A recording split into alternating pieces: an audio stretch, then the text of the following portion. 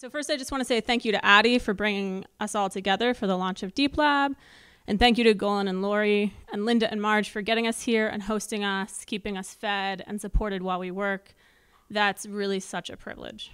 So this was my plan 2 days ago, and I'll be doing something like this. First, I just want to give a quick heads up that I'm going to show a video later with a little bit of violence. It's far less than you'd see on TV, but I don't want anybody to be taken by surprise, so just fair warning. So almost a year ago, I put my heartbeat online, and along with my heartbeat, an accounting of all the days I've lived and the days I statistically have yet to live, along with my average heartbeat for each day. So I was playing with the idea of privacy. Here's this very intimate measure in a way, but I'm not worried about sharing it because there's not much you can learn about me from my heart rate. But it turned out I don't know much about heart rates. And you can see, you don't really know how to read this, but if you look around the time of July, you see that my heart rate goes up and stays up starting in mid-July. So there's this bright red ring around, and towards the top, the bright red gets much brighter and stays bright all the way until now. So that's because of my pregnancy. So just for reference, the first arrow is around conception, and then the next arrow is when I found out I was pregnant. And you can see, maybe not here, but in general, that the bright red starts just before that spot. So about 2 years ago, I gave a talk at South by Southwest with Molly Steenson called The New Nature and the New Nurture. And I introduced the big data baby, which was the first baby to be predicted by big data, by targets algorithms in particular. And in fact, the big data baby was born to a teenage mother. And the baby was announced to her whole family, specifically to the father of this teenage girl, by marketing materials that were sent by Target to the family's address. So our faces are formed between 2 and 3 months. And so this big data baby might have been identified by data before its face was even formed.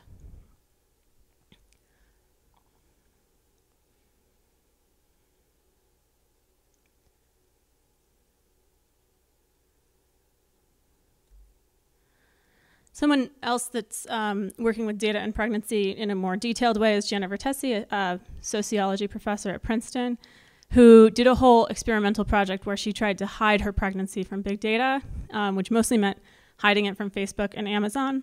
And she often quotes that a pregnant woman's marketing data is worth 15 times an average person's data. So I'm very, very valuable to marketers. But using big data to identify pregnancy, so I used to talk about that, but I did this project, and now it seems to me that that could become antiquated. As more people opt into pulse tracking and other forms of bio-tracking, companies will be able to predict pregnancy after just a few weeks, moving the prediction date even further forward to before a woman even knows that she's pregnant. So big data isn't just in the business of births, it's also tracking deaths. Last January, OfficeMax sent Mike Sea, this marketing mail, a glitch that shows us he's in the daughter killed in a car crash marketing container. So corporations are using data to announce births and also using data accidentally to remind us of deaths. So I'm going to talk about 2 future data directions that are particularly disturbing to me right now. And the first is data colonization. So this is Shamina Singh from the MasterCard Center for Inclusive Growth. She's speaking at a Data and Society event, the social, cultural, and ethical dimensions of big data. It's important that you remember that she's representing MasterCard, and this is going to be about 3 minutes with some interruptions. And the big issue for us is economic inequality, inclusive growth, the gap between the rich and the poor, financial inclusion. And here she's about to tell us the data that MasterCard tracks for each transaction. It takes your credit card number, your date, your time, the purchase amount, and what you purchase. So right now, there are about, 10 petabytes, they tell me, living in MasterCard's data warehouse. And the Center for Inclusive Growth, we're thinking about how do we take those analytics, how do we take all of that information and apply it in a way that addresses these serious issues around inclusive growth. Around the world, and we all know what's happening in Syria, we've all heard what's happening in Somalia, refugees are traveling from their home countries and going to live in refugee camps in safe countries.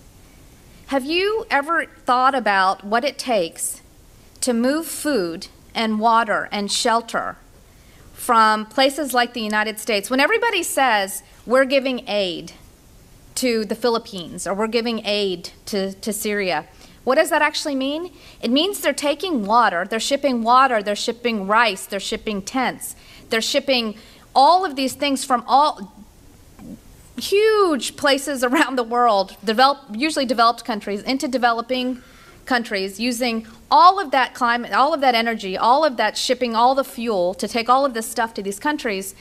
And what happens? Usually the host country is a little pissed off because they've got a bunch of people that they can't support inside their country, and they don't have any means to support them. So one of the things that we have been thinking about is, okay, how do we use our information, how do we use our resources to solve that, to help at least address some of that?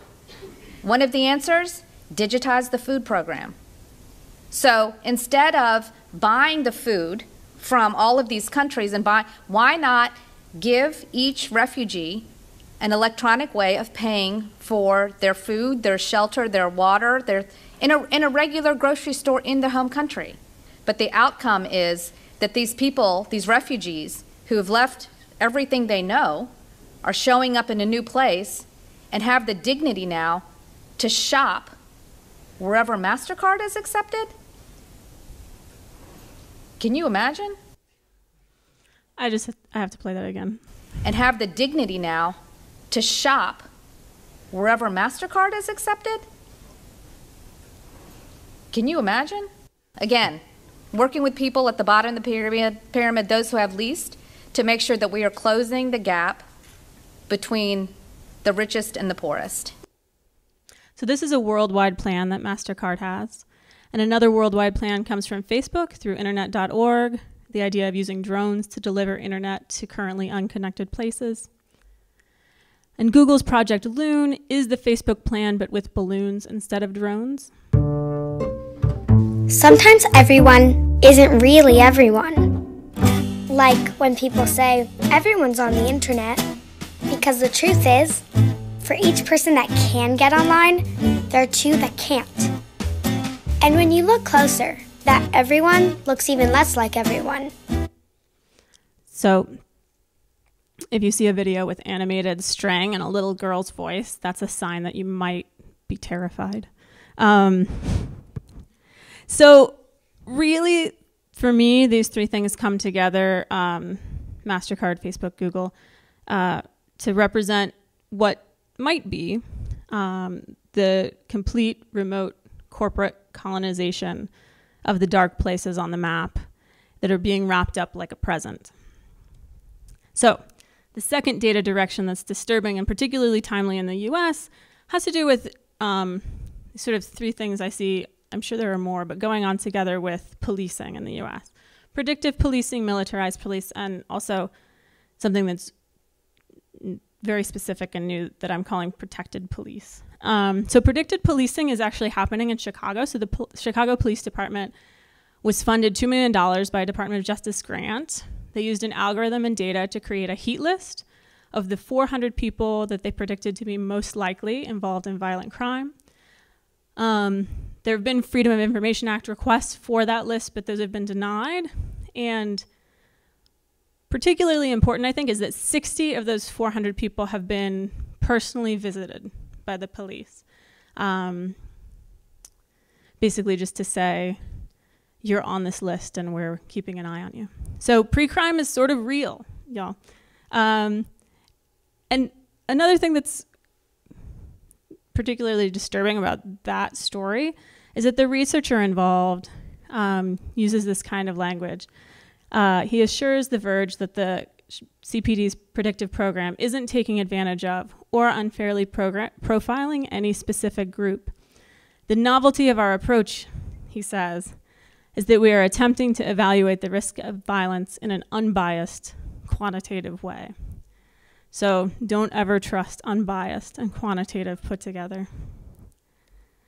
So that's happening in Chicago, and the Illinois legislature just December 4th introduced a bill that basically makes it a felony to videotape the police up to a sentence of 2 to 4 years in prison.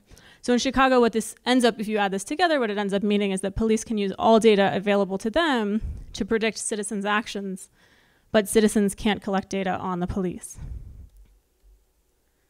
So if freedom is no fear, it's safe to say that we're pretty far from that right now. The Pentagon's 1033 program, which provides transfers or surplus Department of Defense military equipment to state and local police without charge, is creating this police militarization. And Ingrid, during this week, Ingrid Burrington has been working with the data from this 1033 program.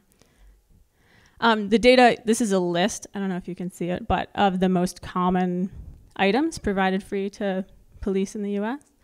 And the data's online, available, if anybody feels like working with it. The New York Times has a nice visualization of the location of various giveaways from this 1033 program. Here you see the 205 grenade launchers that have been given to police and where those went. Grenade launchers are primarily used for smoke grenades and tear gas. And tear gas is like, it's a really personal thing for me right now because it causes miscarriage. And so there's been all these protests in New York. And, you know, I'd love to go out and take to the streets, but that's not something that I can do right now. And I feel like very much because I know that if I went out with my friends, they might be able to protect me, but there's no protection from something like tear gas. So I think about this Turkish woman all the time when I think about protest. And I think about this standing man in Turkey who started this protest by silently staring at his own flag. And I've been sort of, not towards any purpose, but reading a lot about silence over the last year. This is from a woman who wrote, Sarah Maitland wrote this book of silence.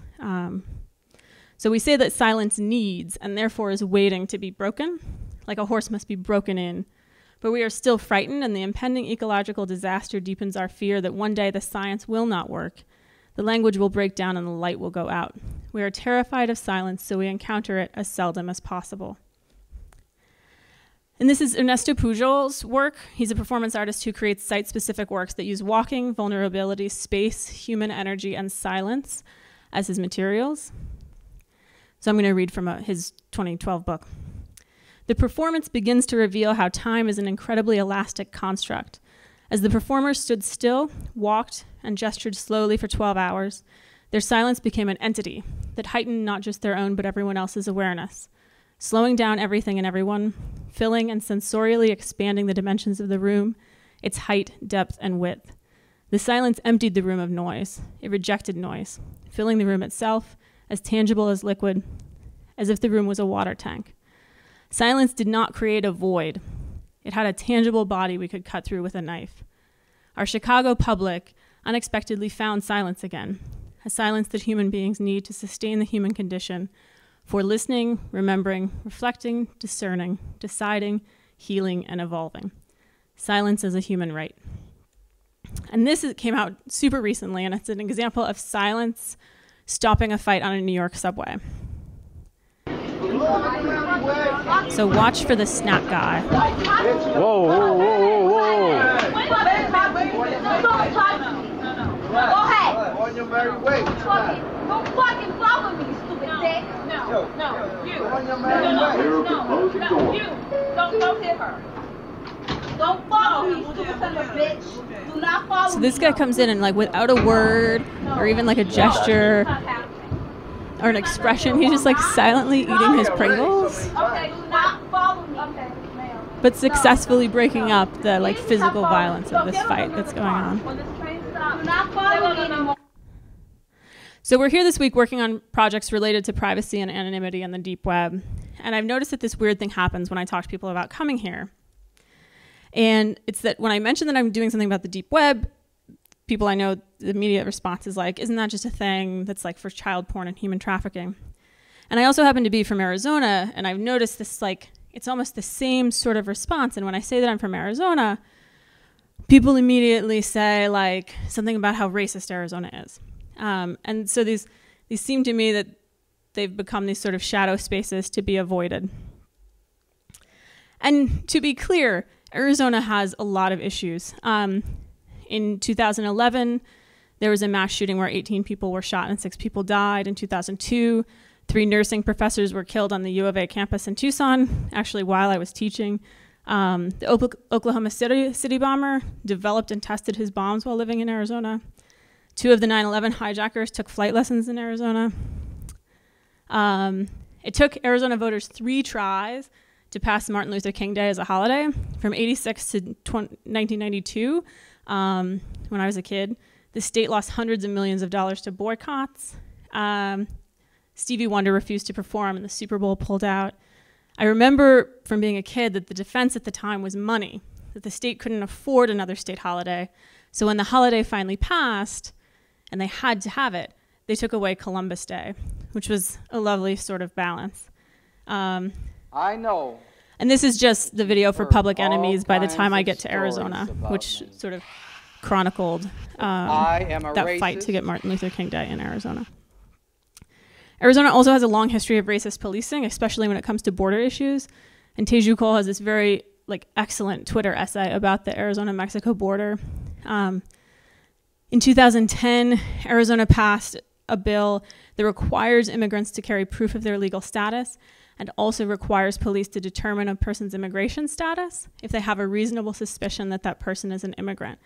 So that law basically demands racial profiling from the police. But other things grow in these shadow spaces, like Arizona. So this sanctuary movement started at the Southside Presbyterian Church in Tucson, Arizona in 1980, and it provided housing and other support for refugees from Central America, especially El Salvador and Guatemala. It expanded to include over 500 congregations nationwide. I don't think it's well known, but it really was like the Underground Railroad of its time. And a friend of mine in grade school had a Guatemalan family secretly living in his house, which he didn't tell me until we were in college. There aren't many images of this because providing refuge and sanctuary are by necessity quiet acts. And in researching this talk, I found that there are new sanctuary movements popping up again all over the US, again providing refuge to immigrants. And No More Deaths and Humane Borders are 2 Southern Arizona groups that primarily care for immigrants by the simple, quiet act of putting water in the desert. And members of both groups have been prosecuted for leaving water and driving immigrants that are hurt to the hospital. So carrying water into the desert and driving dying people to the hospital become dangerous acts. So the dark web and anonymity on the internet are popularly seen as shadow criminal spaces. People say, why do you need to be anonymous? You have nothing to worry about if you have nothing to hide. But I learned that in Arizona, that in the shadows and in anonymity, there is power, that the Wild West is a good place for making silent but revolutionary change. So this is an episode from this image from the 2nd episode of Black Mirror, which is not encouraging you to watch Black Mirror necessarily. You need like a therapist if you are going to watch the show. But in this particular episode, Bing, who's the character pictured, ends up being richly paid to perform the voice of dissent. So 2 years ago, I was doing this insane 5-day drive across the country, and it was just me and my dog, and I was actually moving from California to New York. And I stopped the day after Christmas in Albuquerque to meet with my friends Shaw and Rachel. And Rachel and I had just spoken together at this big data marketing conference. And we were very much playing the role of the voice of dissent. So we were talking ethics when we were supposed to be talking money, right? Everyone else was talking money. And I said to them, I feel like when we show up and we give these dissenting talks for money, we get paid, right, for giving these. We're holding the glass to our throats. I feel like just like this Black Mirror episode, it's a performance. It makes power feel like they've earned their badge for listening to our dissent. But what does it change? And they asked, so what, Jen, that's nice, but what do you want to do instead? And at the time, I said this. I'm thinking about how to become more dangerous. And this seems really complicated. It seems like, how do I become more dangerous compared to this world where like these giant corporations are using big data? And now I feel this sort of, how can I become more dangerous when I can't even like go out in the streets and protest because I don't want to be around tear gas? But I increasingly think that for me, and maybe also for you, becoming more dangerous can mean finding a quiet gesture that helps us to create less fear and more freedom. And this works in all spaces, like offline and online, but online spaces strike me as these particularly rich spaces for these sort of invisible gestures. And some of the work that's being done this week, Harlow's Foxy Doxing project, which provides more information and context about abuse online. Maddie just described her Safe Selfies project, which gives individuals this aggressive power to protect their own files. Also, I can think of when individuals just fill in OpenStreetMap data in areas of humanitarian crisis or natural disaster to help aid workers find their way. And related to why we're here and the future of this grant right now, Julian Oliver and Daniel Vasilev's work teaching people how to use Tor and other tools for anonymity. And so as we go forward as a collective, I hope we think about how we might become more dangerous. And for me, that means becoming more dangerous means answering, how might I offer sanctuary in the midst of uncontrolled monitoring of our behavior online, of the commodification of consciousness, in the midst of data colonization and predictive policing? How can I build refuge? And becoming more dangerous means answering, in the midst of all these hostile offline and online environments, how can I carry more water? Thank you.